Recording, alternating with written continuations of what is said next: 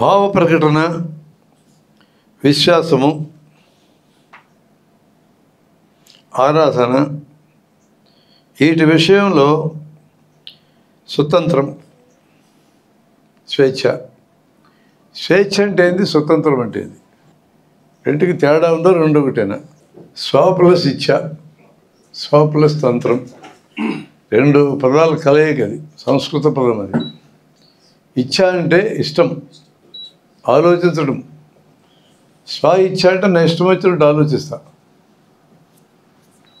ఎవరి ఒత్తిడి లేకుండా ఆలోచిస్తాను. నేను నా ఇష్టం ఇట్లా ఆలోచిస్తాను. స్వ ప్లస్ తంత్రం అంటే ఇటు చేస్తాను, నేను నా ఇష్టం వచ్చినట్టు చేస్తాను అర్థం. ఇచ్ఛకి స్వతంత్రానికి ఉన్న తేడా ఏంటంటే, నీ ఇష్టం వచ్చినట్టు ఆలోచించే అవకాశం ప్రతి మనిషికి ఉంది. నీ ఆలోచనని ఎవడన్నా నియంత్రించాలని నియంత్రించలేడు. నీ ఆలోచనని పూర్తిత్వం పెట్టుకోగలవు. ఇప్పుడు పెట్టుకోలేనితనం ఎక్కడొస్తుంది?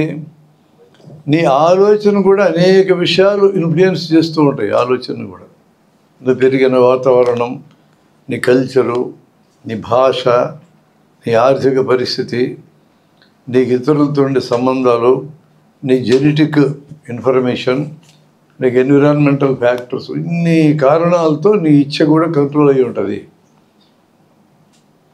నువ్వు పూర్వ వాతావరణంలో, పేదరిక వాతావరణంలో పెరుగుంటే పేదల బాధల గురించి నీ స్పందన వేరుగా ఉంటుంది. పేదలకు అన్యాయం జరిగితే ఇది అన్యాయం జరగకూడదు అనేటట్టుగా నీ ఇచ్ఛ ఉంటుంది. నువ్వు పూర్తిగా డబ్బుల్లో మునిగి తేలే వాళ్ళ కుటుంబంలో పుట్టి అక్కడే పెరుగుతూ ఉంటే నీ ఇచ్ఛ ఎలా ఉంటుందంటే, ఇది తప్పే ఉంది, మాకు మా పూర్వీకుల నుంచి వచ్చి మేము తింటాం, మాకు దేవుడు ఇచ్చాడు మేము తింటాం, అట్లుంటుంది వాళ్ళ ఆలోచన. అంటే ఇచ్ఛని కూడా చుట్టూ అనేక అంశాలు కంట్రోల్ చేస్తూ ఉంటాయి. కానీ సూత్ర ప్రకారం ఇచ్ఛ మీద బయట నుంచి ఒత్తిడి తక్కువ ఉంటుంది. ఇప్పుడు నా మనసు లోపల ఆలోచన ఎవడి మీదన్నా ఒక నెగిటివిటీ ఉంటే కొట్టేయాలేని, నరికేయాలేని, చంపేయాలేని అనిపించవచ్చు నాకు.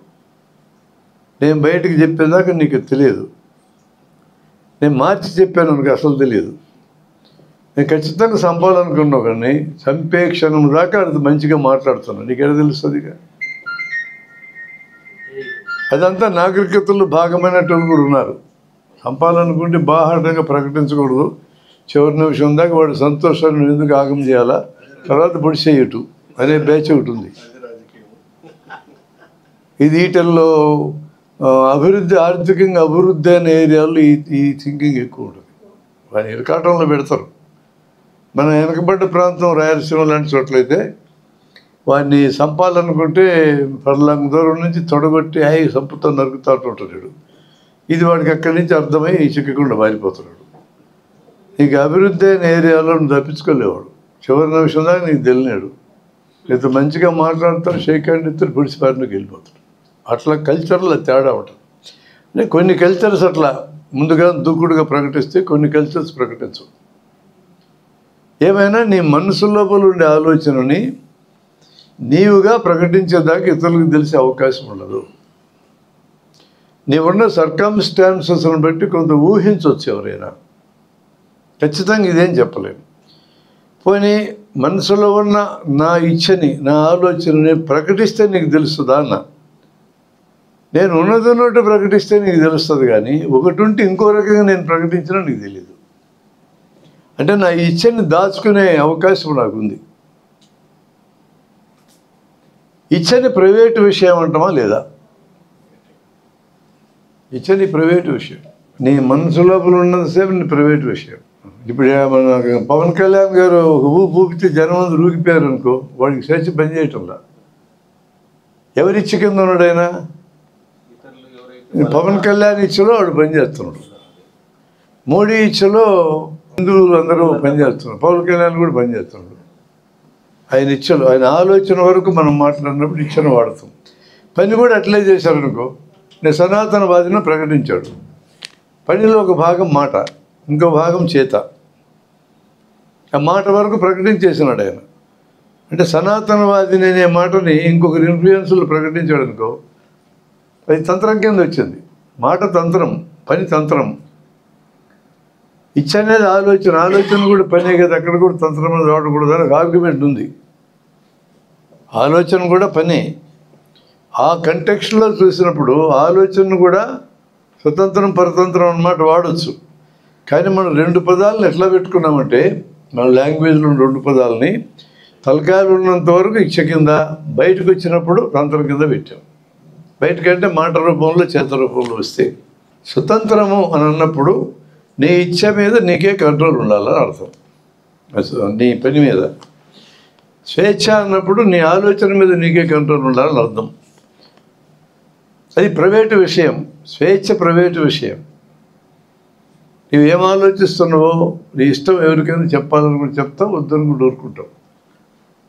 ఇప్పుడేం ఆలోచిస్తున్నావు నువ్వు నేను అడగొచ్చు, నీకు ఇష్టమై చెప్తావు, లేకపోతే లేదు. నేను చెప్పదలుచుకోలేదని కూడా అనొచ్చు.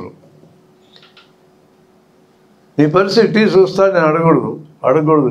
నీ పర్సు నీ ప్రైవేటు విషయం, నీ డైరీ నీ ప్రైవేటు విషయం, నీ రూమ్ నీ ప్రైవేటు విషయం.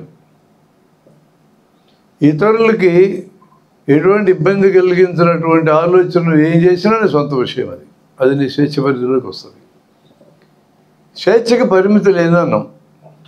స్వేచ్ఛకి పరిమితులు లేవు, తంత్రానికి పరిమితులు ఉన్నాయి, స్వతంత్రానికి పరిమితులు ఉన్నాయి. నీ ఇష్టం వచ్చింది మాట్లాడడానికి లేదు, నీ ఇష్టం వచ్చింది చేయడానికి లేదు. అందుకని ప్రాథమిక హక్కుల కింద నీ ఆలోచన ప్రాథమిక హక్కులో భాగం, నీ అభిప్రాయ ప్రకటన ప్రాథమిక హక్కులో భాగం, నీ ఆరాధన, నువ్వు ఏ దైవాన్ని ఆరాధిస్తావు నీ ప్రైవేటు, నీ సొంత విషయం. అది ప్రాథమిక హక్కుల్లో భాగం. ఆరాధన స్వేచ్ఛ అంటాం. మత స్వేచ్ఛ, నువ్వే మతం అంటుంటావు, దేవారాధన మతము, ఇది ప్రాథమిక హక్కుల్లో భాగం. నువ్వు దేశంలో ఎక్కడ నివాసం ఉంటావు, నీ ప్రాథమిక హక్కుల్లో భాగం. బతకడానికి నీ జీవనం కోసం ఏ ప్రాంతం వెళ్ళి పని చేసుకుంటావు, నీ ప్రాథమిక హక్కుల్లో భాగం. ప్రాథమిక హక్కుల హెడ్డింగ్ కింద ఇవన్నిటిని ఇచ్చేశారు. ప్రతి హక్కు కింద ఎక్సెప్షన్ కూడా రాశారు. నీ స్వతంత్రం పరిమితి ఏంటి దానికి అన్నాం. నీ స్వతంత్రం పక్కవాడి స్వతంత్రంతో కొలైడ్ కాకూడదు. దాన్ని కలోక్యువల్ భాషలో ఏం చెప్తారంటే, నీకు చేయి చాసే స్వతంత్రం నాకు ఉందా లేదా అన్న. ఉంది. నువ్వు సాచిన చేయి పక్కోడి ముఖం పగలకూడదు. నేను ఒక్కరిని ఊరి చివరికి వెళ్ళి చేతులను తూపుకుంటూ ఉపన్యాసం ఇవ్వకూడదా రాళ్ళకి చెట్లకి? నాకు స్వతంత్రం ఉందా లేదా? బజార్లో నిలబడి జనం అందరూ ప్రయాణం చేస్తుంటే వాళ్ళందరూ ఆపి ట్రాఫిక్ జామ్ చేసి వాళ్ళందరికీ ఉపన్యాసం ఇచ్చే స్వతంత్రం నాకు ఉందా? లేదు. మరి ఊరేగింపులు తీసుకుంటారు, ఇతరుల స్వతంత్రాన్ని భంగం కలిగిస్తున్నారు కదా. స్వతంత్రానికి రాజ్యాంగం హామీ ఇచ్చింది. ఎక్సెప్షన్ ఏమి ఇచ్చింది? ఇతరుల స్వతంత్రాన్ని భంగం కలిగించకూడదని ఇచ్చింది. లౌడ్ స్పీకర్ పెట్టి మసీదులో కానీ గుళ్ళో కానీ అరవచ్చా? అరిసే హక్కు లేదు ఎవరికి. ఆరాధన చేసుకునే హక్కు నీకు ఉంది. దైవారాధన చేసుకోవచ్చు, మతం వెంట నువ్వు వెళ్ళొచ్చు అని చెప్పింది. కానీ పక్క వాళ్ళకి ఇబ్బంది కలగకూడదు. నాయిస్ పొల్యూషన్ చేస్తున్నావు. నాయిస్ లేకుండా బతికే హక్కు ఇతరులకు ఉంది. మరి ఎక్కడన్నా అమలు జరుగుతుందా? గుళ్ళల్లో కానీ మసీదుల్లో కానీ చర్చిల్లో కానీ మైకులు పెట్టి అరిసే దాని మీద. నీ రాజ్యాంగంలో రాయబడ్డ అనేకము ఈరోజు ఎక్కడ అమలు జరగడంలో. వందంటే ఇతరులకు అసౌకర్యం ఉంది. నువ్వు ఫ్యాక్టరీని ఆపేసి సమ్మె చేసే హక్కు ఉందా లేదా అని అన్నావు అనుకో, నిరసన రూపాలకి మళ్ళీ హక్కు ఉంది. బంద్ ఒక నిరసన రూపమే. ఎప్పుడైతే ఫ్యాక్టరీ వరకు బంద్ చేసి అక్కడ కూర్చుంటే, వీధుల్లోకి వచ్చి అందరి పనులు ఆపేస్తే నీకు హక్కు లేదు. రాజ్యాంగపరంగా ఉండదు. మరి చేస్తున్నాం కదా అన్నాం అనుకో, నేను సమ్మె చేయాల్సిన పరిస్థితికి నన్ను నిడుతున్న పరిస్థితుల మీద నువ్వు ఆలోచించమని అడుగుతాను. లోతులకు వెళ్తే మీరు నేరాలు అన్నటికి సామాజిక స్వభావం ఉంటుంది. ఇప్పుడు మన వ్యవస్థ నేరం చేసిన పట్టుకుంటుంది. ఈ నేరం జరగడానికి వెనక బ్యాక్గ్రౌండ్లో ఉన్న సామాజిక స్థితి మీద మన రాజ్యాంగం ఏం మాట్లాడదు. అవునా కాదు? చూడండి, హత్య చేశాడు ఒకడు. హత్య చేయడానికి దారితీసిన సామాజిక పరిస్థితులు సరిచేయరు. ఈయన పట్టుకెళ్ళి ముందు లోపలేస్తాం. అక్కడ ఉన్న నియమం ఏంటి? ఇతరుల యొక్క స్వేచ్ఛా స్వతంత్రాల మీద దాడి చేసి వాళ్ళ స్వేచ్ఛా స్వతంత్రాలను హరిస్తున్నాడు కాబట్టి ఇతను మనం అరికట్టాలి. కరెక్టే. ఈ భావజాలం ఇతనికి రావడానికి మూల కారణం ఎక్కడ ఉన్నట్టు సమాజంలోనే ఉంటుంది. ఆ మూల కారణాన్ని పరిష్కరించవాలన్నా సరిగ్గా నక్సలైట్లకు వర్తిస్తుంది. నక్సలిజం పుట్టడానికి మూల కారణం వెళ్ళిపోకుండా నక్సలైట్లు చంపేస్తే సమస్య పరిష్కారం కాదు. నక్సలైట్లు చచ్చిపోతారు, నక్సలిజం చావదు. ఉగ్రవాది చేస్తాడు, ఉగ్రవాదం చావదు. మాఫియా లీడర్ చేస్తాడు, మాఫియా చావదు.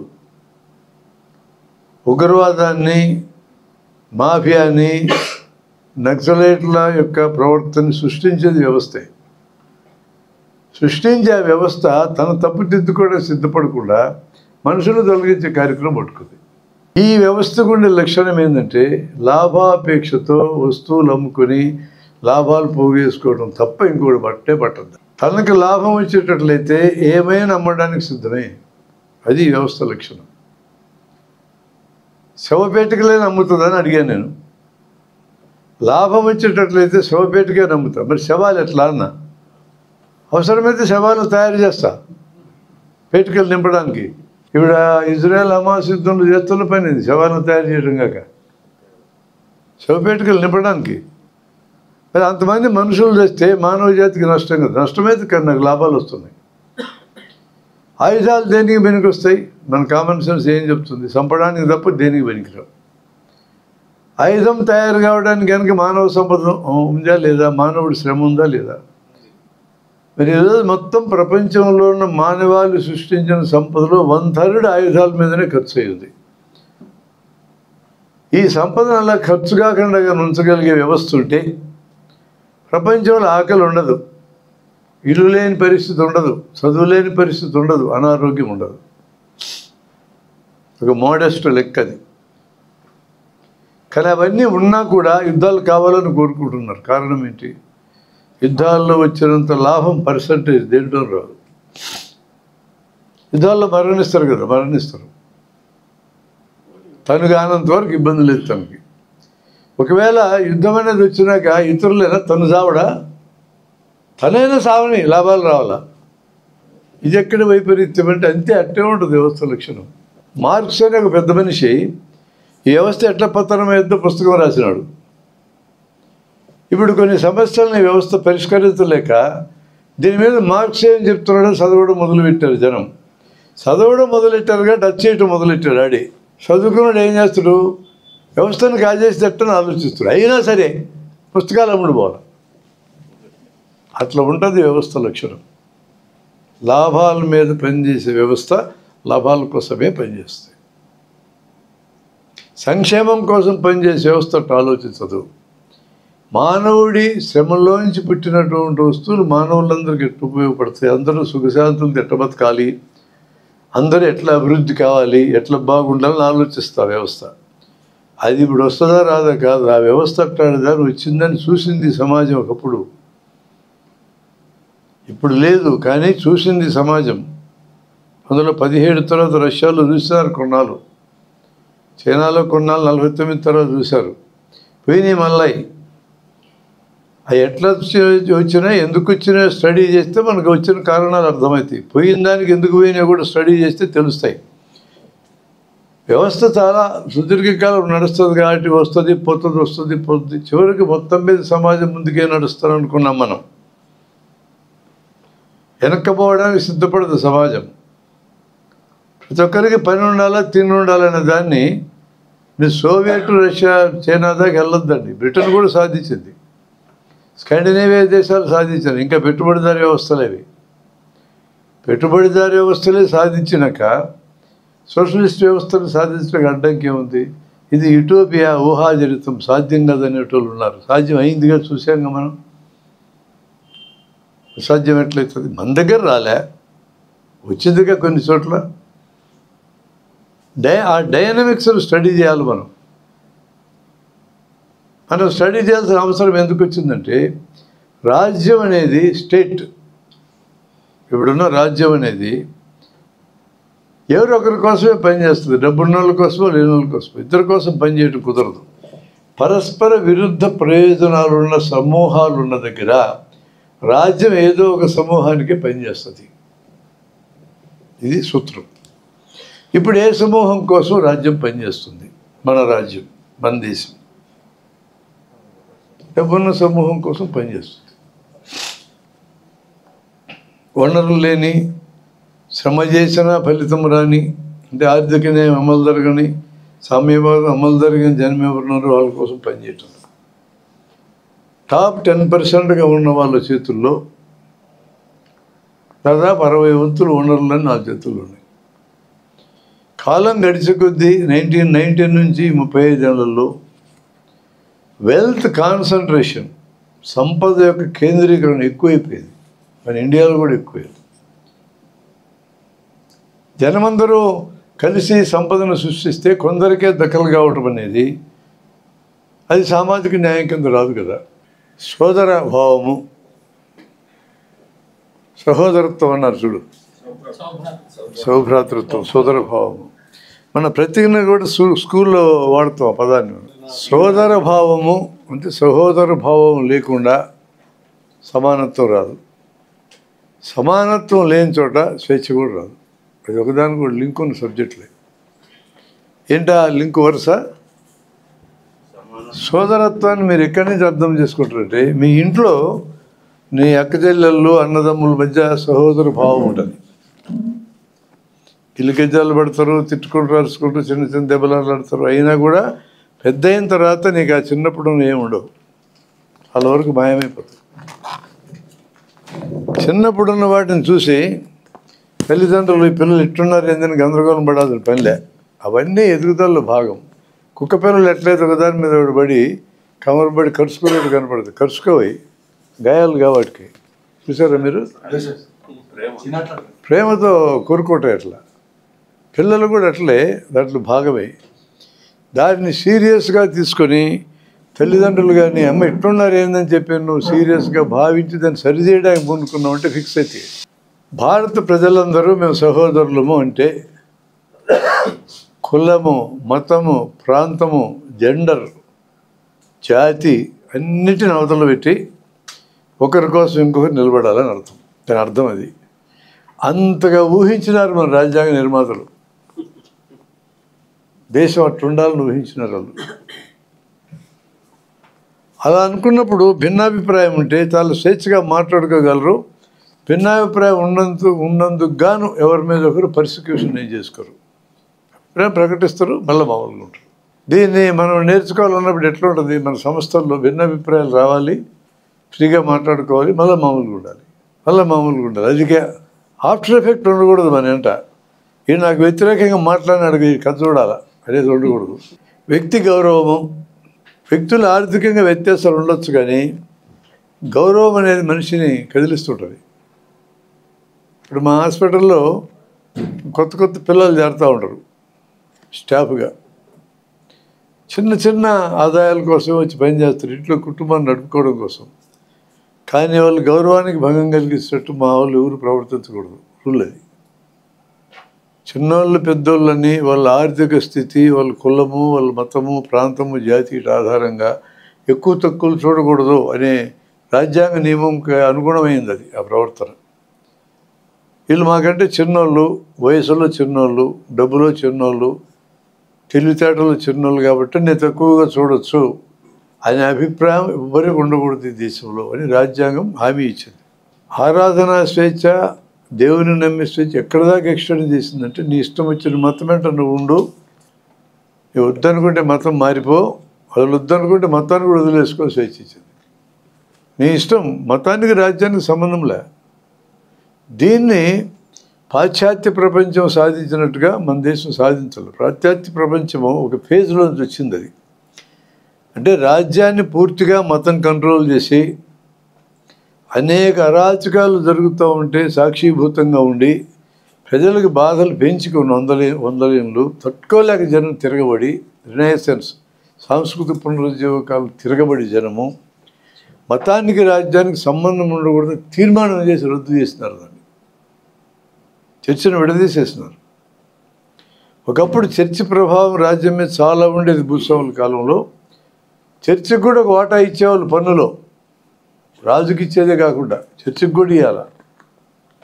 చర్చి కూడా Catholic church, Roman Catholic church వికారంగా ప్రవర్తించేది. ఎంత వికారంగా అంటే పాప పరిహార పత్రాలు అమ్మినారు వాళ్ళు.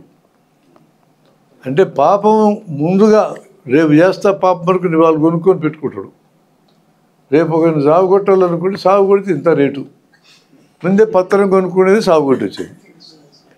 అట్లా సంపాదించింది వాటికన్ సిటీ ఆస్తులన్నీ. ఇటలీలో ఉన్న వాటికన్ సిటీ సెపరేట్ దేశం, అది అత్యంత చిన్న దేశం. అది ఆ దేశానికి వచ్చిన ఆస్తులన్నీ పరిహార పత్రాలు అమ్ముకుంటూ వచ్చినాయి. వాళ్ళకి కన్ఫెషన్ ఒక మెథడ్ ఉంది. నువ్వు ఒంటరిగా ప్రీస్ట్ దగ్గరికి వెళ్ళి, తెరకు అవతల ఆయన ఉంటాడు, యువతల ఈ వ్యక్తి ఉంటారు, నీ నీ మనసులో ఉండే బాధ అంతా చెప్పుకుంటావు. అలా చెప్పుకుంటే పాపం పోతుంది. దాన్ని వాడుకొని బ్లాక్మెయిల్ చేసిన ప్రీస్టులు చాలామంది ఉన్నారు. అంటే ఎట్లా ఉంటాయి సామాజిక సాంప్రదాయాలు అంటే, ఫ్రాన్స్ దేశంలో డ్యూయల్ అనే ఒక కార్యక్రమం ఉంది. ఫ్రాన్స్లో డ్యూయల్ అంటారు. డ్యూయల్ అంటే నీ మీద నాకు కోపం ఉంది, రా యుద్ధానికి రా అంట, అంతే. కత్తి యుద్ధం, కత్తి యుద్ధం ఫెన్సింగ్ అంటారు. చేసుకుంటే ఈ డోర్ను అటుని పొడిచేయటమే. మాట పట్టింపు వస్తే డ్యూయల్ అని యుద్ధాలు చేసి చంపుకున్న వాళ్ళు ఉన్నారు. నీకు అర్థం కాదు, నీ సత్యసాగరం ఎట్లా బయట దేశాలకు అర్థం కాదు, ఇది కూడా మనకు అర్థం కాదు. ఒకటి భార్యని ఇంకొకటి ఉంచుకున్నాడు, వీడి కోపం వచ్చింది, రా యుద్ధానికి రానుడు. ఈ భార్య ఎవరిదో తేలాలా, ఎవడెవరిని పొడి చేస్తాడో. రెండోది ఇది నాదంటాడు, ఆ అమ్మాయి ఒప్పుకూడదు లేదు అవతల విషయం. ముందు వీళ్ళు తెలుసుకుంటారు. ఇట్లా మాట పట్టింపు వస్తే డ్యూయల్ చేసిపోయిన వాళ్ళు కొంతమంది రచయితలు, ఫేమస్ రచయితలు వాళ్ళు రచన వాళ్ళు ఉన్నారు. డ్యూయల్ అంటారు దాన్ని. అది అక్కడ ఒక సాంప్రదాయం. ఫ్రాన్స్లో చేయడంలో అట్లా ఉండేది, స్పెయిన్లో. అంటే కొన్ని కాలక్రమేణా మారిపోతాయి. ఈ మారిపోవడానికి మూలం ఏంటంటే ఫ్రెంచ్ రెవల్యూషన్లో వచ్చినటువంటి ఆదర్శమైన మాటలు కొన్ని ఉన్నాయి. స్వేచ్ఛ, సమానత్వం, సౌభ్రాతృత్వం అనేది అక్కడ పుట్టిన ఈ 3 పదాలు. జనమందరినీ ఒక పెద్ద ఉద్యమంలో దించాలి అంటే అందరినీ కదిలించే నినాదాలు ఉండాలి అని పెట్టుబడిదారీ వ్యవస్థ భావించి ఆ నినాదాలు ఇచ్చి భూస్వాములను కొమ్ముగాసే రాజుల్ని, కొమ్ముగాసే చర్చిని పక్కన పెట్టింది. అటువంటి చరిత్ర వెస్ట్ యూరోప్కి ఉంది. అక్కడ లౌకిక తత్వం పుట్టడానికి ఒక చరిత్ర ఉంది. అటువంటి చరిత్ర ఏమి లేకుండా మన దగ్గర లౌకిక తత్వాన్ని అడాప్ట్ చేసుకున్నాం, తెచ్చిపెట్టుకున్నాం అంతే. ఇక్కడ మనుషుల్లో అలవాటు లేదు. అది అందరికీ ఏదో ఒక మతం ఉంది. 194 మందికి ఇక్కడ. ఈవెన్ వెస్ట్ యూరోప్లో 150 మందికి కూడా మతం లేదు. అంటే చర్చిలు ఉంటాయి, పోతారు సరదాగా అట్లా అంతే. మన వాళ్ళు కూడా మన పిల్లలు యుక్త వయసులో పిల్లలు గుళ్ళకి పోతారు అమ్మాయిలు చూడడానికి. అమ్మాయిలందరూ అలంకరించుకుని వస్తారు, చేస్తారు అంతే. అంతవరకు మనం వాడి స్వేచ్ఛ కింద వస్తుంది కదా. వాడి కళ్ళు ఉన్నాయి, అవతల అందమంది చూస్తాడు, మీకేంది బాధ? చాలామంది అమ్మాయిలు కూడా తమ అందాన్ని చూపించుకోవడానికి ఇష్టపడతారు. మానవ సహజం అండి అది. బయోకెమిస్ట్రీ, లోపల హార్మోన్స్ పనిచేస్తుంటాయి, గుర్తింపు కావాలా. అందుకే మనుషులు బయటకు పోయినప్పుడు అలంకరించుకుంటారు, ఎక్కువ ఇంట్లో అలంకరించుకోరు. మనం రోజు అందాల పోటీలు పాల్గొంటున్నాం కదా. మన ఇంట్లో ఉండే ఆడవాళ్ళందరూ, మగవాళ్ళందరూ ఇట్లా డ్రెస్ వేసుకొని వచ్చినా మనం ఇంట్లో ఇట్లుంటామా? నేనైతే నిక్కర్ వేసుకొని బనియన్ లేక తిరుగుతుంటా మా ఇంట్లో. ఇతరుల స్వేచ్ఛకు భంగం కానటువంటి ఆలోచన కానీ పని కానీ ఎప్పటికైనా ఈ భూమి మీద చేసుకునే హక్కు ఉంది. నీ బాత్రూంలో సింగల్, నువ్వు కొన్ని రకాలు తీసుకుంటావు, కొన్ని చేసే రకాలు తీసుకుంటావు, నీ ఇష్టం. వాటన్నిటి మీద కామెంట్ చేసే హక్కు ఎవడికి లేదు. మొలతాడు బీకి నొక్కుతున్నాడు, నువ్వు మాట్లాడకూడదు. దండం బీకేస్తున్నాడు, మాట్లాడకూడదు. బనీను నిక్కర్లు తీసేస్తున్నాడు, ప్యాంటు చొక్కా తిరుగుతాడు. ఇవేమి మనం తక్కువగా చేసే సమస్యలు కాదు. నీ ఇండిపెండెన్స్, నీ స్వేచ్ఛ కింద వస్తుంది. ఇప్పుడు ఈ ముఖ్యమైన పదాలన్నీ ప్రియాంబుల్లో పెట్టుకున్నాం. ఒకసారి పదాలు చూద్దాం. సార్వభౌమ్య, సామ్యవాద, లౌకిక, ప్రజాస్వామ్య, గణతంత్ర, సామాజిక, ఆర్థిక, రాజకీయ న్యాయాలు. భావం అంటే ఆలోచన, భావ ప్రకటన అంటే ఆలోచన ప్రకటించటం. విశ్వాసం అంటే నీ నమ్మకాలు, నువ్వు దేన్ని బలంగా స్వీకరిస్తావో దాని పేరు విశ్వాసం. ధర్మము, నువ్వు ఎట్లా పని చేయాలి. ఆరాధన, నువ్వు ఏ దేవతని, ఏ దేవుణ్ణి పూజిస్తావు. వీటిల్లో స్వతంత్రం, అంతస్తులు, మనుషులు తేడా లేకుండా. అవకాశంలో అంతస్తులు, సమానత్వం, సమానత్వం మాట వచ్చింది. వ్యక్తి గౌరవం, జాతి ఐక్యత, ఇవన్నీ పెంపొందించుకోవాలని సత్యనిష్టాపూర్వకంగా తీర్మానించుకున్నాం. ఎవరు తీర్మానించుకున్నాం? భారత ప్రజలమైన మేము తీర్మానించుకొని ఏం చేసినాం? 49 నవంబర్ 26వ తేదీన ఈ సభలో మేము దీన్నంతా అంగీకరించి మేము శాసనం చేసుకొని మాకు మేము ఇచ్చుకుంటున్నాం. ఎందుకంటే ఉదాత్తమైన ప్రకటన, ఒక రాజ్యాంగ ప్రకటన ప్రపంచంలో ఎక్కడా లేదు. ఇంత ఉదాత్తమైన ప్రకటనని గడ్డి గరిపించి పనిచేసే పాలకుల్ని పాలన చేయనివ్వకూడదు. అట్లాంటి నిర్ణయం తీసుకోవటానికి ఈ సంవిధానం మనం చదువుకోవాలి. ఇట్లాంటి తయారు చేసుకొని మీరు బ్యాగులో పెట్టుకుని తిరగండి. ఇది తిరగాల్సిన అవసరం నాకు ఒక చోట భలే కనపడది. ఒక మీటింగ్ హాజరైనా నేను, ఇది రాజ్యాంగ అవతారిక చెప్పాలా, నాకు ఇదంతా ప్రతి పదం గుర్తుండదు, అందుకని చూసుకుంటాను, నేను బ్యాగులో పెట్టుకొని ఉంటాను. ఆ రోజు తీసుకుపోలే బ్యాగులో. ఆ మీటింగ్లో వాళ్ళ అలవాటు ఏంటంటే స్టార్టింగ్లో సంవిధానం చదవాలా. ఒకరి నుంచి చెప్పమన్నారు, వాడు 4 మాటలు చెప్పి ఆగిపోయాడు. అట్లా ఆగిపోతే ఎట్లా అని చెప్పి ఒక నాయకుడు మొదలెట్టాడు, 10 మాటలు చెప్పి ఆగిపోయాడు. నాయకుడు ఇరుక్కున్నాడు ఊరికే, ఆడికి గుర్తులేదు, ఎందుకు చెప్పాలా, గుర్తులేదు, వదిలేయచ్చు కదా. అట్లా ఇరుక్కుగాకండి మీరు. అందుకని కాగితం పెట్టుకోండి, తీసుకొని చదివి.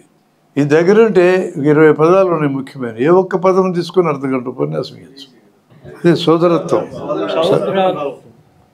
సౌభ్రాతృత్వము సోదరత్వం రెండు ఒకటే. అంటే మీరందరూ నా సోదరులని చెప్పటం, నా సోదరుల ఎడల, నా సోదరిల ఎడల నేను ఎలా ఉంటానో నా దేశ జనమందరితో అలా ఉంటాను అని అర్థం. నేను నా సోదరుల్ని, నా సోదరుల్ని ప్రేమిస్తా, అభిమానిస్తా, వాళ్ళ కోసం నేను పనిచేస్తా. వీటిల్లో చాలా వరకు ఆదర్శాలు. ఆదర్శం అంటే ఎప్పటికైనా చేరాలి. ఇప్పుడు చదవమని మనం డిమాండ్ చేస్తున్నాంలే, కానీ ఒకటి ఏంటంటే చదవడం అనే దాని వల్లనే పీటికి అందరికి వస్తుందా రాదంటే ప్రత్యేకం చదువుతున్న చదివేస్తారు. ఆ ప్రత్యేకంలో ఉన్న స్పిరిట్ ఎక్కుతుందా? ఇవన్నీ రిచువల్స్ అంటారు. ఇప్పుడు ఈ మధ్య జెండాలన్నీ ఎక్కడ పడితే అక్కడ ఎగరేయటం మొదలుపెట్టారు మోడీ సాబ్ వచ్చినాక. ప్రతి చోట రాత్రులు కూడా ఎగరొచ్చని పెట్టారు. ఇదివరకు రాత్రులు ఎగరేయకూడదు. అంత ప్రదర్శన ఇదంతా.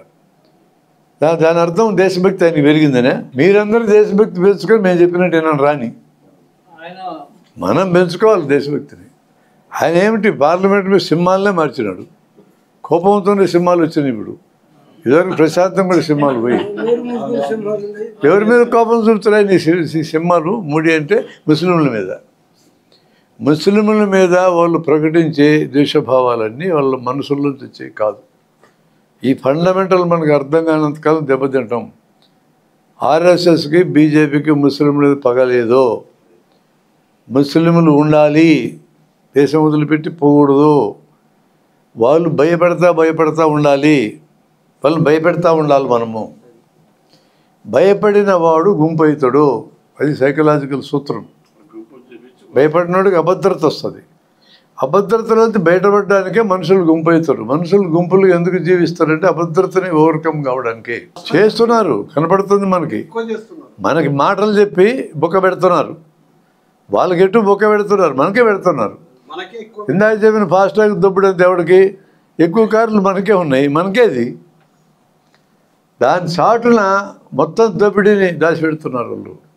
భయపడుతుండాలా, భయపడ్డోడు గుంపు అవుతాడు. ఆ గుంపును చూపించి వాళ్ళు గుంపు అయినారు చూడు, మీ హిందువులు నాశనం అవుతారు, జాగ్రత్త, గుంపు కాకపోతే మనకు చెప్పాలా. మనం ఇంకా చించుకుంటాం, చొక్కాలు చించుకుంటాం, ప్యాంట్లు చించుకుంటాం, జుట్టు వీక్కుంటాం. ముస్లింలు లేపారు రకాల. మొన్న పనికిమాలిన సినిమా చావానో సినిమా వచ్చింది, సావో రేవో. ఆ సినిమాలో బయటకు వచ్చిన వాళ్ళందరూ పక్కనే సీట్లో కూర్చున్న ముస్లింలు గుడ్లను చూసుకుంటూ బయటకు వచ్చినారు. అంత కసినాడు రెగ్గొట్టాను. 40 నిమిషాలు నేను చూడలేదుగా, నాకు చెప్పారు. ఆ సంభాజీ గారిని గోళ్ళు బీకటము, నరకటము, తోలు మీద తోలు తీయటం, ఇవన్నీ ఔరంగజేబు చేశారు. చరిత్రలో ఒక్క మొక్క లేదు. నాకు తెలిసినంత వరకు చరిత్రలో అనేక మంది మొఘల్ రాజుల కంటే సింపుల్గా బతికింది ఆడే. ప్రభుత్వ సొమ్ము రూపాయి వాడుకోలేడు సొంతానికి. ప్రభుత్వ సొమ్ము మోడీ సాబ్ ₹1 కోటి కోటి వేసుకున్నాడు. వాడు టోపీలు కుట్టుకుని వచ్చి డబ్బులతో సమాధి కట్టుకుంటాడు. వాడు సమాధికి ఆ రోజైన ఖర్చు ₹14, ₹14 వాడి ఖర్చు అయింది. వాడు వాళ్ళ టీచర్ని ఏం మాట్లాడు తెలుసా, నాకు ఏదైనా సాయం చేయమని టీచర్తో చేయని పోన్నాడు. పంపించినాక లెటర్ రాసిండాడు, నీకు నేను చేయనని ఎందుకన్నాను తెలుసా అని చెప్పి రాసి, నువ్వు మాకు అన్నీ నేర్పినవు కానీ ఈ ప్రపంచంలో యంత్ర నాగరికత ఒకటి ఉందని, యంత్రాలు తయారు చేసిన కొంతమంది ఉన్నారని, వాళ్ళు దేశాలు ఆక్రమించడానికి వస్తున్నారని, వ్యాపారం పేరుతో వచ్చి దేశాలను ఆక్రమిస్తున్నారని మాకు చదువు చెప్పలేదు, నీకెందుకు నేను సాయం చేయాలను. ఇతరుల మాట అది ఔరంగజేబు ఎవడన్నా మాట్లాడితే నెత్తన పెట్టుకుని ఉండాలి. వాడొక రాజు, ఈడొక రాజు, అందరి రాజులు ప్రజల మీద పన్నులు వేసి దిగమింగే బేచే. కొంత మంచి రాజులు చెడ్డ రాజులు అంతే తేడా తప్ప, రాజులు పని పవర్, మనీ, రాజ్యం. ఎంతమంది హిందూ రాజులకు వ్యతిరేకంగా పనిచేయాలా? ఎంతమంది ముస్లిం రాజులకు వ్యతిరేకంగా పనిచేయాలా? ఎంతమంది ముస్లిం రాజులు మసీదులను పగలగొట్టలా డబ్బుల కోసం? ఎంతమంది హిందూ రాజులు గుళ్ళను పగలగొట్టలా? ఎంతమంది ముస్లిం రాజుల కింద హిందువులు లేరు పెద్ద పెద్ద పోస్టుల్లో? శివాజీ దగ్గర, సంభాజీ దగ్గర కూడా ముస్లింలు ఉన్నారు పెద్ద పెద్ద పోస్టులు. ఏంటి ఇవన్నీ ఏం చెప్తున్నాయి? ఇది మతము తగాదా కాదు, అది రాజ్యం తగాదా. తగాదా మొత్తం రాజ్యం కోసమే, పవర్ కోసం. దాన్ని మార్చి ప్రతి సినిమాని ముస్లింలకు వ్యతిరేకంగా తీసి జనం బుర్రలు ఖరాబు చేసి సామాన్య హిందువుని కూడా రెచ్చగొట్టి ఈ దేశాన్ని శ్మశానం కింద మార్చాలా? వాళ్ళు ఏమి శ్మశానం కింద మార్చడం కానే కాదు. శ్మశానం కింద మార్చడం అని మనం అనుకుంటున్నాం, కాదు. అట్లా మారిస్తే ముస్లింలందరినీ చంపాలి. ఒక్కరిని చంపడాడు, ఎక్కడ స్వరాడికి ఆడవాడు చస్తుంటాడు. దేశాన్ని అదానీలు అమ్మానీలకు అమ్మేయాల. దానికి వ్యాపారము, మతము, రాజకీయం కలిసిపోవాలా. కలిసిపోయింది. ఇప్పుడు ఈ సెనేరియోలో రాజ్యాంగం ఎట్లా అమలు జరగద్దు మీరు చెప్పండి. నా కంక్లూజన్ ఏంటంటే, ఈ రాజ్యాంగం ఎంత ఉదాత్తంగా మనం రాసుకుని ఇది అమలు అయ్యే అవకాశం లేదు. ఇప్పటికే 180-90 అమలు కాకుండా అయిపోయింది. 370 రద్దు చేయకముందే 90 రద్దు అయిపోయింది. అది లౌకికత్వం తీసేయడానికి ముందే లౌకికత్వం రద్దు అయిపోయింది. ఇక్కడ ఎవడు ఏం తినాలో రాజ్యం చెప్పే స్థితికి వచ్చినాక ఇప్పుడు ఇష్టం మేకని తింటాడో, గొర్రెని తింటాడో, ఎద్దుని తింటాడో, పందిని తింటాడో, ఆవుని తింటాడు. నీకు ఎందుకు నొప్పి? రైతుల ఆవులంతా కాపాడమన్నారు. ముసలినాక ఏం చేయాలడు? ఇదివరకు కబేలాలకు అమ్ముకున్నాడు, 4 రూపాయలు వచ్చాయి. ఇప్పుడు అమ్మడానికి లేదు, అమ్మితే అంటారు. ఒకప్పుడు వాళ్ళే తిన్నది. అసలు వ్యాపారం ఆవు మాంసం వ్యాపారం చేసేంత బీజేపీ నాయకులు. మీకు డౌట్ ఎందుకు? అవన్నీ లెక్కలు ఉన్నాయి మన దగ్గర. మాటలు అంతే, ఆవు మీద ప్రేమికుల్లాగా. ఆ ఆవులకే నోరుని మాట్లాడటం మొదలు పెడితే వాళ్ళ భాష బండబూతులు వస్తాయి. వాటికి ఎక్కడ పోషిస్తున్నారు ఆవుల్ని? పోషించి ఏం చేద్దామని నువ్వు? ముసలి అవుతాయి, నడవలేవు, చచ్చిపోయేదా పోషిస్తారు ఉండాలా? ఎవరి డబ్బుతో పోషిస్తావు? ఎవడు కూడా సొంతంగా పోషించుకుంటే వాడు ఇష్టం. ఇప్పుడు మా గ్రామాల్లో రైతులు పశువులను అమ్మేవాళ్ళు కాదు, ఆవులని ఎద్దుల్ని చచ్చిపోయేదా ఉంచుకునేవాళ్ళు. అది వాళ్ళ ఇష్టం. ఇప్పుడేం ఎవడొద్దంటున్నాడు? ఉంచుకోను, అది వాళ్ళ ఇష్టం అండి. దాన్ని మనం మాట్లాడడానికి లేదు. అది నీ స్వేచ్ఛ కిందకు వస్తుంది కదా. వాలంటీర్స్ డే రోజున అన్నా జిల్లాలో పోయి పార్కులో కూర్చుంటే వాళ్ళకి తాళ్ళు కట్టు. ఈడేవిడే సోషల్ పోలీసింగ్ చేయడానికి గుడ్లు చూసి ఆంజనేయ స్వామి నేయటం మొదలు పెట్టారు. ఈ మధ్య లంక పోయినప్పుడు రావణుడు చూసి గుడ్లు రుతే అర్థం చేసుకోవచ్చు. ప్రతి ఒక్కరిని చూసి గుడ్లు రుతే ఎట్లా? ప్రసన్నాంజనేయ స్వామి అయినా, శత్రువులు ఎడలు వీరాంజనేయుడు, మనందరికీ శత్రువుల గుడ్లు చూసి ఎట్లా? ఎవడో కనిపెట్టాడు ఆ బొమ్మ, కారుల నుండి చేసిన. మొత్తం సంస్కృతిని తలకిందులు చేయటం వాళ్ళ కార్యక్రమం. రాజ్యాంగాన్ని ఫస్ట్ అర్థం చేసుకోవడం, పరిమితమైన పర్పస్కే మనం రాజ్యాంగాన్ని చదువుకుంటున్నాం. రాజ్యాంగబద్ధత ఏర్పడితే దేశమంతా ఆటోమేటిక్గా బాగుంటుందని అబద్ధం. ఈ రాజ్యాంగంలోని ఈ 4 మాటలు కూడా లేకుండా చేస్తే మనకు మాట్లాడడానికి వాయిస్ ఉండదనే ఉద్దేశంతో మనం పనిచేస్తున్నాం. దీని చుట్టూ మొబిలైజ్ చేద్దామని. డీఫ్యాక్టో అమలు జరగకపోయినా డీజ్యూర్ అది ఉంటే పదము, దాన్ని అడ్డం పెట్టుకొని మనం పనిచేయడానికి అవకాశం ఉంటుందని మనం ప్రయత్నం చేస్తున్నాం. ఎందుకు ఈ ప్రయత్నం మనం చేయాలంటే, ఇప్పుడు జరుగుతున్న అరాచకాన్ని ఫిజికల్గా ఎదుర్కోగలిగే శక్తి మనకు ఉంటే ఈ పని మనం చేయం. తెలుసుకుందాం. ఆ శక్తి లేదు కాబట్టి, ఊపిరి పీల్చుకున్న టైం మనకి కూడా కావాలి కాబట్టి రాజ్యాంగాన్ని అడ్డం పెట్టుకుని ఊపిరి పీల్చుకొని బలం సంపాదించుకోవాలా. బలం సంపాదించుకున్నాక ఇంక రాజ్యాంగం కాదు, తెలుసుకుందాంరా నీ సంగతి ఏందో. అదొక్కటే ఫైనల్ మార్గం. వీళ్ళు చెప్పే ఈ మాటలన్నీ నిలబడరు. కొత్త అబద్ధాలు మాట్లాడతారు, మనతో మోసం చేస్తారు, మన వనరులన్నీ పిక్కలు తింటారు, వాళ్ళు ఇష్టం వచ్చినట్టు. వాయిస్ లేకుండా మార్చిన జనాన్ని వాయిస్లెస్గా మార్చారు. జనం దాన్ని నమ్ముతున్నారు, అది ప్రమాదం. అంతేలే, గింజలు తల్లినా కోళ్ళు మేస్తుంటాయి, తర్వాత ఏం చేయడానికి కోసుకు తినడానికే కదా. మరి గింజలు వేసినా నమ్మినాయి కోళ్ళు, ఇప్పుడు ఎవరికి నమ్ముతారు? ఎవడొచ్చినా పోరాడాల్సింది సార్, మనకేం ఛాయిస్ లేదు. నేను అనేది ఏంటంటే ఒక అవకాశం ఉంది. మనం ఎప్పుడు కూడా ట్రబుల్స్లో అవకాశాలు ఎతకాలి, అవకాశంలో ట్రబుల్ ఎత్తకూడదు. మనం లీడర్షిప్కి ఉండాల్సిన క్వాలిటీ ప్రతి ట్రబుల్లో అవకాశం ఎతకాలి. మనల్ని డైరెక్ట్గా అటాక్ చేసిన వాళ్ళు వస్తే అది ఒక అవకాశం జనాన్ని మొబిలైజ్ చేయడానికి. కొంతమంది మనుషులు ఎగిరిపోతారు, మరి దాన్ని ఆపలేం మనం. ఇప్పుడే తిండి లేకుండా కూడా ఎగిరిపోతారు కొంతమంది. ఏం ఆపగలుగుతున్నాం మనం?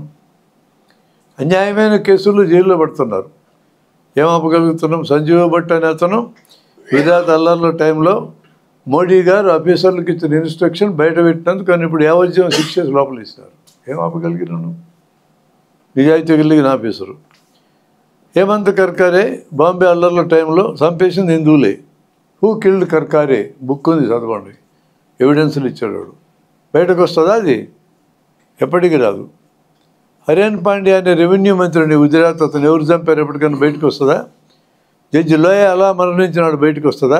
ఇన్ని అరాచకాలు జరుగుతూ ఉంటే నేను ఇంకా స్మూత్గా ఎట్లా మాట్లాడాలండి వీళ్ళ గురించి? నాకు అర్థం కావడంలా. నేను నా ప్రచారంలో భాగం కింద స్మూత్గా మాట్లాడటం కుదరదు, కానీ నేను తిట్టి ప్రయోజనం లేదు. తిడితే వరకు నా ఎనర్జీ వేస్ట్ అవుతుంది. నేను చెప్పేటప్పుడు ఖచ్చితంగా వీళ్ళు దేశద్రోహులు, ప్రజాద్రోహులు, వీళ్ళంత దుర్మార్గులు ఇంతవరకునే పరిపాలకులు చూడాలనే చెప్పాలి. No alternative for me. ప్రజలకు అర్థమయ్యేటట్టు చెప్పాలంటే ఇప్పుడు ఈ గ్రూప్కి చెప్పిన, ఈ గ్రూప్ నా మీద తిరగబట్టం లేదు కదా, ఈ గ్రూప్ నా మీద నేను చెప్పినందుకు తిరగబట్టం లేదు కదా. అక్కడ గ్రూప్ దగ్గరికి అయితే మోడీకి వ్యతిరేకంగా మాట్లాడక తిరగబడరు కదా. ఈ ప్రాసెస్ కదా అని మన వైపు తిప్పుకోవడం, ఈ ప్రాసెస్ మనం నేర్చుకోవాల్సిందే కదా. ఆల్రెడీ మెదడులను తాకట్టు పెట్టాడు ఎవడు మన మాట వినడు. మెదడులు తాకట్టు పెట్టినటువంటి వాళ్ళకి దండం దశగుణ భవేత్. బుర్ర ఉండి ఆలోచించగలిగే వాళ్ళ దగ్గర బుర్ర ఉపయోగించుకోమని చెప్పాలి. ఒకసారి స్మూత్గా చెప్పాలి, ఒకసారి గట్టిగా చెప్పాలి. మనం అందుకని కొన్ని నిర్ణయాలు తీసుకున్నాం. జేవీవీగా దేవుడి గురించి మాట్లాడకూడదు నిర్ణయం తీసుకున్నాం మనం కావాలని. అది మన సబ్జెక్టే కాదన్నా. సబ్జెక్టే కాదన్నాక ఎంత అపోజిషన్ లేచిపోయింది మనకి. ఇప్పుడు దేవుని నమ్మేటోళ్ళు 194 నుంచి 96 మంది ఉన్నారు. వాళ్ళకి మనకు గొడవ లేదు, వాళ్ళతో మనం తగాదా పట్టు అనవసరం. వాడిది నమ్మకం తెలియదు, వాడికి విషయం తెలియకుండా నమ్మకం ఉన్నవాడి దగ్గరికి వెళ్ళి నువ్వు దేవుడు ఉన్నాడు ప్రూవ్ చేసి అడగొచ్చా? వాడికి తెలియదు. అది తెలియనని ప్రూవ్ చేయమని ఎందుకు అడుగుతాను? కరెక్టే సార్, వాళ్ళందరికీ కూడా తెలియదు దేవుడు ఉన్నాడని. వాడిని మనం ఒకటి అడగకూడదు, ప్రూవ్ చేయను అని అడగకూడదు. తెలియదు వాడికి, వాడే ప్రూవ్ చేస్తాడు. దేవుడు లేడని మాట్లాడే వాళ్ళందరికీ దేవుడు లేడని కూడా తెలియదు. వాళ్ళ దగ్గరికి వెళ్ళి దేవుడు లేడని ప్రూవ్ చేయని అడగకూడదు. వాడిని ఇది అడగకూడదు, దీన్ని ఇది అడగకూడదు. ఇంక మనం ఎవరిని అడగాలి? ఎవరిని సబ్జెక్ట్ అడగదు. సార్ లేడని నమ్మాడు, ఉన్నాడని నమ్మాడు. నమ్మకం ఇద్దరిది. లేడని ఈడికి తెలియదు, ఉన్నాడని ఆడికి తెలియదు. తెలియటం వేరు, నమ్మడం వేరు, రెండు వేరు వేరు. దేవుడు ఉన్నాడు అన్నాడు వాడు అంటాడు, దేవుడు ఉన్నాడని నీకు ఎట్లా తెలుసు? ప్రూవ్ చేయాలి. దేవుడు లేడన్నాడు కూడా నువ్వు కూడా ప్రూవ్ చేయాల్సిందే. 100 రూపాయల నోటు ఉంది అనేది ప్రూవ్ చేయాలంటే ఏం చేయాలి? నువ్వు చూడాల్సింది. నీ జేబులో 100 రూపాయల నోటు లేదు అని స్టేట్మెంట్ ఇచ్చి అది ప్రూవ్ చేయాలంటే ఏం చేయాలా? మళ్ళీ జేబులో చూడాల్సిందే. అంత సింపుల్. ఇది కూడా దేవుడి విశ్వంలో ఉన్నాడు అంటే నువ్వు చూపించాల్సిందే, లేడంటే లేడని నువ్వు నిరూపించాల్సిందే. ఈ నోట్లాగా ఇద్దరి విశ్వాసాలే. ఇంతవరకు ఈ రెంటలు ఏది తేలింది కాదు, ప్రపంచంలోనే తేలలేదు సార్. మధ్యలో నేనే చేయమంటావు? ఫిలాసఫీలో తేలది. తేలకనే తలబట్టుకొని మొట్టమొదటి దేవుడు ఎవడని చెప్పి మీరు అడగకండి, మొట్టమొదటి పదార్థం ఏదో మేము అడగమని తీర్మానం చేసుకున్నారు. ఇద్దరు కలిసి ఒప్పందం చేసుకున్నారు వాళ్ళు. మొట్టమొదటి పదార్థం ఏదో మనకు తెలుసా? సైంటిస్టులకి తెలియదు. మొట్టమొదటి దేవుడు ఎవడు వాళ్ళకి తెలుసా? తెలియదు. ఇద్దరికి తెలియదు దానికి మన మీదకే కొట్లాడుకునేది. ఆ మొట్టమొదటి దేవుడు మొట్టమొదటి పదార్థం మాట్లాడుతూ ఊరుకున్నారు. వాళ్ళు అంత అగ్రిమెంట్ చేసుకున్నాక మనకెందుకు చర్చించుకుంటాము? మనకి ఏం అవసరం?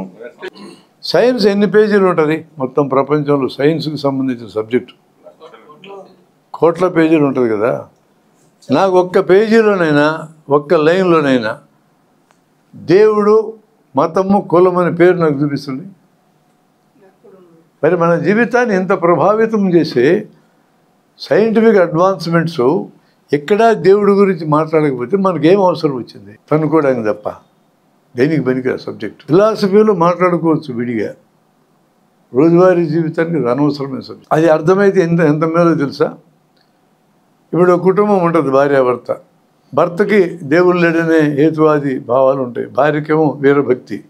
వాళ్ళు ఇంకా కొట్లాడుకోరు. ఇప్పటికే కొట్లాడుకోకుండా ఉండటం నేర్చుకున్నారు జనం. నీ భక్తి నీతి పోని వదిలేసినాడు. అప్పుడప్పుడు దూరుకోక ఏడన్నాడు అరుస్తుంటాడు. ఆమె జవాబు చెప్పదు. ఇల్లు కట్టుకుంటే దేవుడికి చిన్న గది ఇస్తారు. అసలు దేవుడికి గది అవసరమా? లెక్క ప్రకారం అయితే గది నువ్విచ్చేది ఏంది? అంతా దేవుడిది. మధ్యలో దేవుడు పుడింగాడివి గది ఇవ్వడానికి. మొత్తం ఈ విశ్వం అంతా దేవుడిది. నువ్వు గది చిన్న గది ఆయనకి ఇచ్చేది ఏంది? మళ్ళీ ఆ టైం నీకు ఆ స్థలం నీకు వేస్ట్. దేవుడు ముద్దని అనేవాళ్ళు. మా చిన్నతనంలో మా అమ్మ చెప్పేది నాకు, దేవుడికి ముద్ద పెట్టని. ఎక్కడ పెట్టాలి అన్న? పల్లెం పక్కన పెట్టాను. మట్టి కదా అన్న, అడబెట్టు అన్ననే. నేనే పల్లెంలో కలుపుకొని తిన్నా, దేవుడి ముద్ద నేల మీద పెట్టా.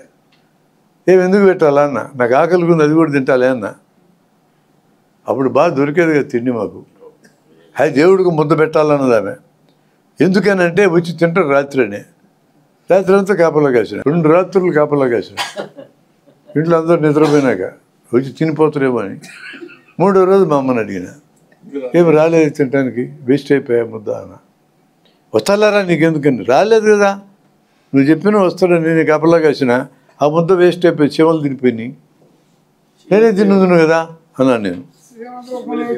ఇప్పుడు నేను ఒక ఫ్యాంటసీ చెప్తానండి. ఒకరోజు ఆ ముద్ద తింటానికి దేవుడు వచ్చిండు, నా ఎదురు కూర్చున్నాడు. కిరీటము అన్ని ఆభరణాలు వేసుకొని వచ్చాడు. నేనేదో డ్రామా డ్రెస్ వేసుకొని వచ్చాడు అనుకుంటుని. నువ్వు దేవుడు వేనా నిజంగా? అప్పుడు నేను దేవుడిని రాన్నాడు. ఇట్టొచ్చినవి ఏందన్నా? నువ్వు ముద్ద పెడితే తినడానికి వచ్చిన అన్నాడు. తినైతే అన్న, మట్టిలో పెట్టినావు కదా అని. మా అమ్మ చెప్పింది ఆడే పెట్టమని. ఎడ తింటారా? నువ్వేం పల్లెల్లో తింటావు, నేను మట్టిలో తినాలా? నేను పల్లెల్లో తినిపోతాలే అన్నాడు. ఎంత ఆనందపడనో. దేవుడు ఇచ్చిన మా ఇంటికి అన్నం తినిపోవడానికి పెట్టిన మొత్తం తినున్నా. తిని బేవమని తేపి వెళ్ళిండు. అది నేల మీద పెట్టి దేవుడు తినలేం, పారేసిన. నేను ఊరంతా చెప్పుకున్నా, దేవుడు ఇచ్చిన ఇంట్లో పల్లెల్లో అన్నం తినడని ఆనందంగా చెప్పుకున్నా. మరుసటి రోజు మళ్ళీ తినే టైంకి మళ్ళీ వచ్చాడు ఆయన. మళ్ళీ పల్లెమంతా తిన్నాడు. 2వ రోజు కొద్దిగా అసంతృప్తి కలిగింది, మళ్ళీ ఊరంతా చెప్పి ఇవాళ కూడా వచ్చాడు. ఇక రోజు రావడం మొదలుపెట్టాడు. ఒక వారం అయ్యేటప్పటికి మళ్ళీ అనుమానం వచ్చా, వేషం వేసుకొని వచ్చిండో దేవుడు అని. రోజు వచ్చింది పల్లెలు మింగుతామని పెడతామా దేవుడికి? మీరు పెడతారా ఎవరన్నా? దైవభక్తులే. కర్ర తీసుకొని ఎంత పడతాం? దేవుడు అంత గొప్పోడు కదా, అట్టని కర్ర తీసుకొని ఎంత పడతాం? మనం తిని రోజు తింటానికి ఆడబరిస్తామండి దేవుణ్ణి. మనం తినడానికే. ఎల్లమ్మప్పుడు ఏం చేస్తున్నాం మనం? మేకలు కోసుకొని ఎల్లమ్మ తింటుందా? మొత్తం మనమే తినేది. అంతా నటులమండి, మహానటులమే. మనం నటులమే. మోడీ నటుడని అయితే విశ్వవిఖ్యాత నట సార్వభౌమైన. మనం చిన్న నటులమే. మనకు నటన అలవాటు ఎందుకంటే ఆయన నటన భరించినాం.